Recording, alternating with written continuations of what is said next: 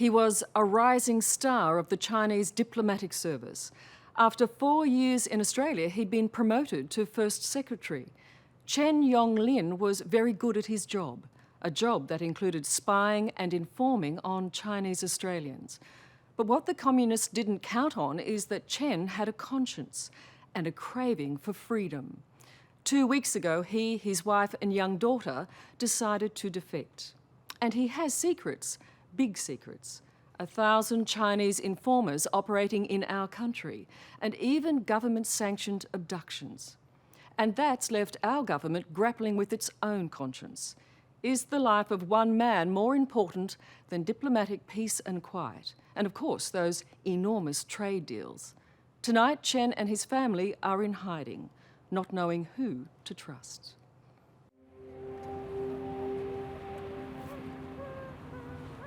At first glance, they look like any other family enjoying a glorious winter's day on Sydney's foreshore. But Chen Yonglin, his wife Jin Ping, and their 6-year-old daughter Fang Rong are fugitives, caught up in our biggest spy scandal in decades.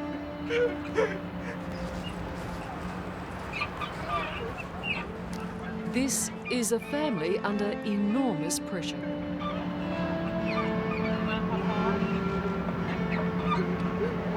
Do you feel as though you've been abandoned? I feel very frustrated, upset, and scared. Are you frightened? Yes. And your daughter? Do you think she understands what's happening? I believe she started to understand something. She can sense it.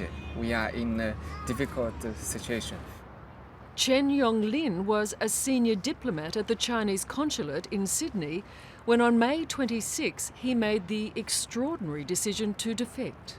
This week he approached 60 Minutes to tell his story. It is time for me to stand up and speak out of my fear about the persecution by the government, and declare that I'm only one of a huge number of people under the control of the ruling party. Officially, he was a diplomat, but Chen's job involved gathering political information and monitoring Australian Chinese, particularly members of Falun Gong, a spiritual group outlawed by Beijing. Monitor what they did, everything. So you Information would go along will be to their functions? and they would like me to report back to China for their information, so that they take some strategy or measures against this group. And you were comfortable doing that job? Actually, against my consciousness, actually. But for 4 years, that's what you had to do? Yes, and that's I feel so miserable. I can't tolerate it anymore. Eventually, after a crisis of conscience, Chen decided he had to leave. Did your colleagues know that you were going to do this? I don't think so. So you understood that walking away from your job was a very grave thing to do, very dangerous thing to do. Yes. It's a very serious choice. Beijing and Canberra, both of them, the systems need this like a hole in the head. No one prays for this. Why not? Well, because it's an administrative political nightmare for both sides. And everybody's trying to get on with China, and China enjoys everybody trying to get on with it. Warren Reid is a former spy with the Australian Secret Intelligence Service. He says Chen's defection should have been a huge coup for Australia. Oh, very significant from a major country like China. It doesn't only have enormous implications for our political and economic relationship with China, but to have a Chinese diplomat walk in and wish to defect in this way is a very, very significant act. Chen wasn't just any defector. He had highly sensitive information that could expose China's spying activities in Australia. He says all manner of clandestine activities are happening here, among them political kidnappings and a vast network of spies.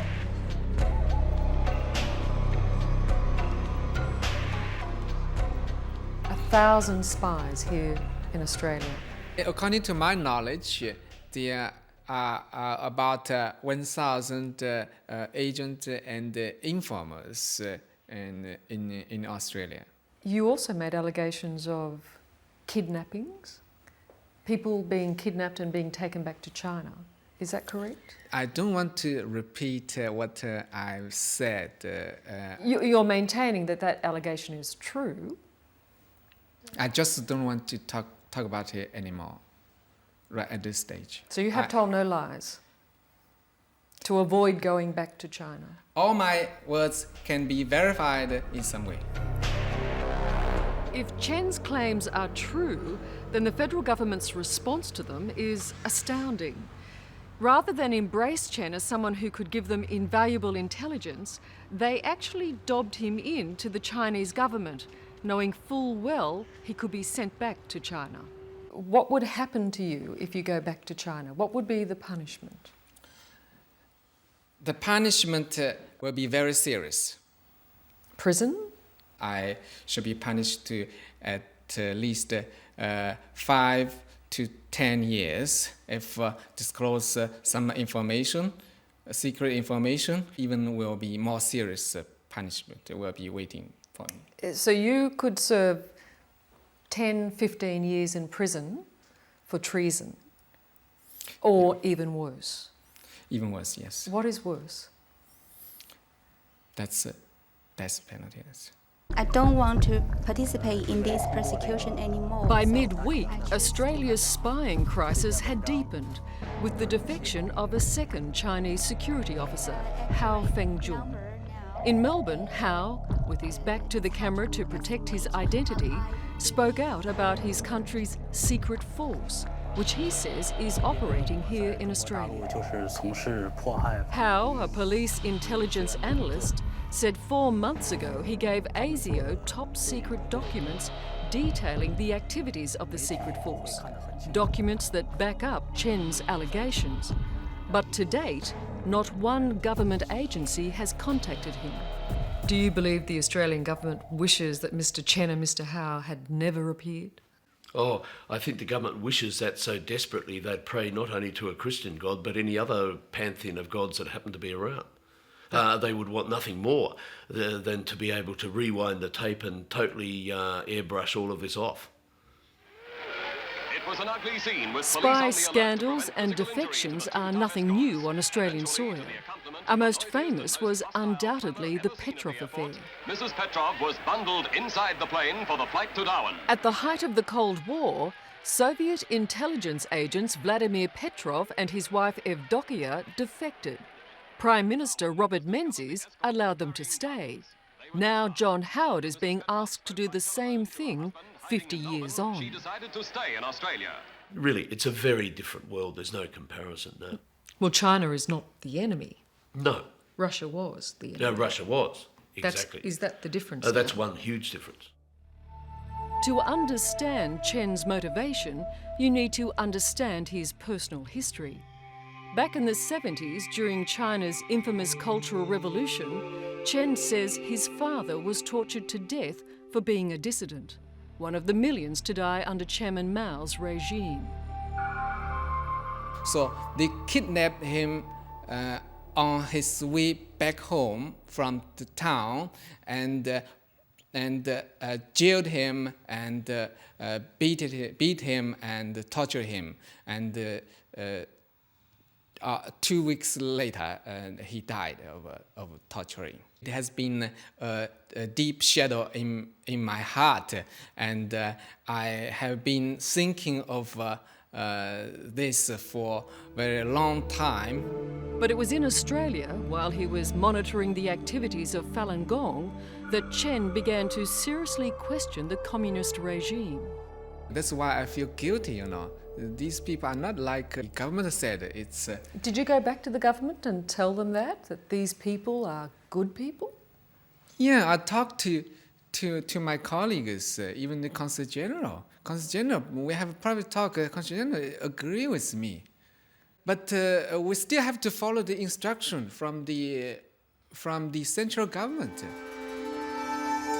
When Chen and his family went into hiding more than 2 weeks ago, they were completely alone. In desperation, he sought out the very people he'd been spying on, the Falun Gong. He then went public, in part to protect himself.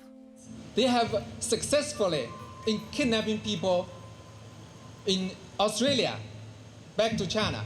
I want to ask if the Australian government is aware of such case.